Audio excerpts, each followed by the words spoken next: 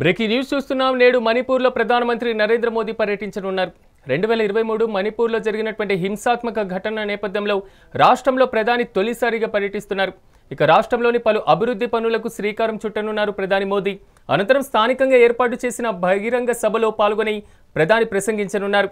చురుచాంద్పూర్లో 7,300 కోట్ల విలువైన అభివృద్ధి పనులకు శంకుస్థాపన చేయనున్నారు.